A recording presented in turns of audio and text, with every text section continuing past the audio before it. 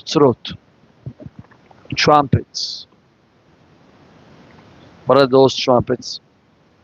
So the Torah says about the trumpets that Borei Olam ordered Moshe Rabbeinu to have trumpets and to blow them whenever he wanted to gather Am Yisrael. Says Rashi, we'll learn from here that the mitzvah of having the trumpets, the mitzvah of having the trumpets, those trumpets that Moshe Rabbeinu used were not allowed to be reused again. Every generation needed a different trumpet. That was the halakha. Yeah.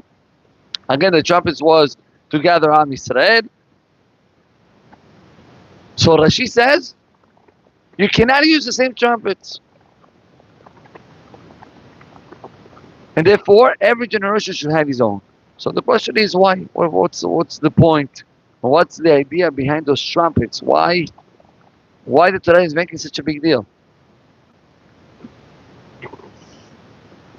There was, years ago, there was a very tragic situation with the Admor, the Rebbe of the Saraf. The Saraf was one of the big, called him the Saraf, was burning out of Kedusha. His Rebbe, I forget the name of the Rebbe, unfortunately got killed by a goy in Europe. When they kill him, the last words that the Rebbe said was, tell my students to go from now on to Rav Mordechai. Rav Mordechai was a different chacham in a different city. Tell my students to go from now on to Rav Mordechai, and the Rebbe passed away. Back in those days, there were no news going on from one country to another, from one city to another, until things came to the second city. Took a while. What happened was that the Saraf was not in the city when that happened. And as soon as he arrived to the city, he heard the terrible news that his Rebbe passed away. And then immediately he heard that the last words of the Rebbe was, go to Rav Mordechai. The Saraf that cried and was devastated, he decided to take his belongings, not even to stay one night in the city, and he went and he traveled to the city of Rav Mordechai. The difference, when he got to Rav Mordechai, the Saraf sees a huge amount of crowd, people, going to Rav Mordechai to get berachot. Men, young guys, boys, elders. The Saraf got there, and he entered to the room, and then suddenly, a huge fellow, big guy, looked like, not respectful at all, enters to the room of Rav Mordechai, and he says, Rabbi, I need beracha for parnasah. I need money. The Saraf, that was the guy who just arrived, he sees this huge guy, and immediately he looks at him. Like I told you at the beginning, the Saraf was Bar Ruach HaKodesh. He looks at him and he says, this guy is a Rasha Merusha. This guy have done so many averot, so many terrible things. He's a Rasha. But he didn't open up his mouth. He was waiting to Rav Mordechai to act, to kick him out. But instead, Rav Mordechai, instead of kicking out the guy, He didn't react it. Not only didn't react it, he talked to him soft and nice, and he told him, come, and this. So the Saraf was about to react. And then Mordechai looked at the Saraf and he tells him, excuse me, sir, you just got here? Please wait for me outside. But Mordechai says this to the Saraf. Please wait for me outside. To the Saraf. To make the long story short,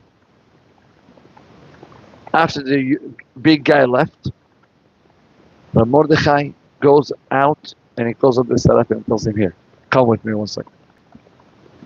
He says, the Saraf, I want to tell you something. I know what you have seen by Ruach HaKodesh about this fellow. I know that this fellow is a Rasha. I know that this fellow did terrible Avirot. But I just want to tell you something. Our rabbi has been passed away and his generation has been changed. As soon as the rabbi passed away, the generation has been changed. I cannot use the same way that it used to be before to the way that is today. Says the Hatam Sofer. You know why the Hatzotzrot were changing and you were not able to use the same Hatzotzrot, the same trumpets of Moshe Rabbeinu to the next generation? Because trumpet is a way of calling the generation, the way how to act to those people. Says the Hatam Sofer, every generation has a different way of approach. You cannot approach the people in our generation the same way that our rabbis approach their people in their generation. And that's why the Hatzotzrot should change. And I think I told you the one time the Chazon Ish had a guy in the shul. And this guy of the shul came with his son. And the son was talking in the middle of the tefillah, and joking around and that.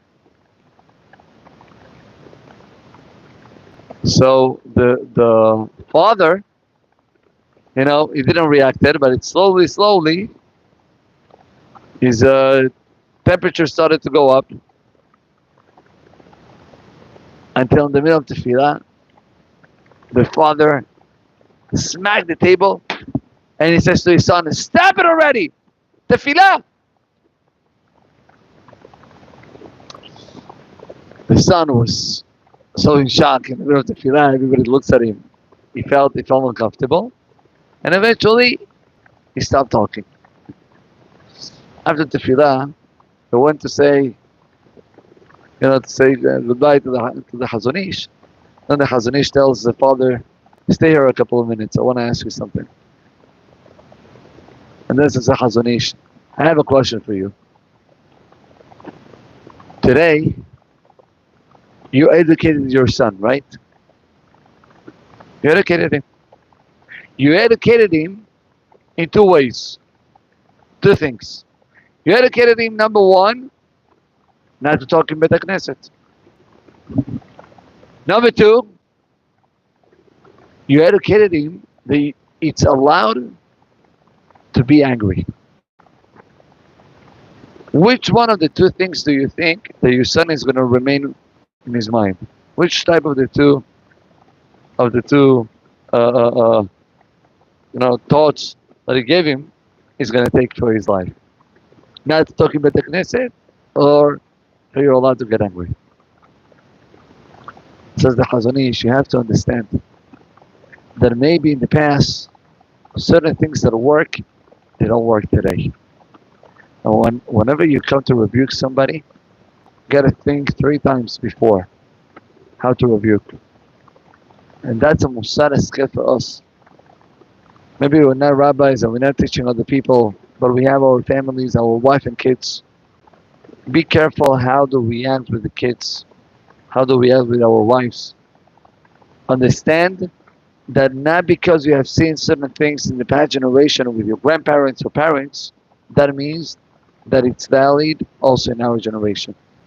I think was I think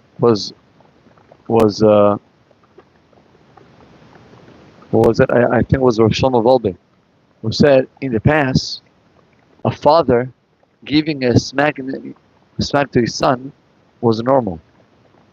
In nowadays, giving a smack to your son, you're putting your son in a challenge. The bar minan lo alenu velo alechem.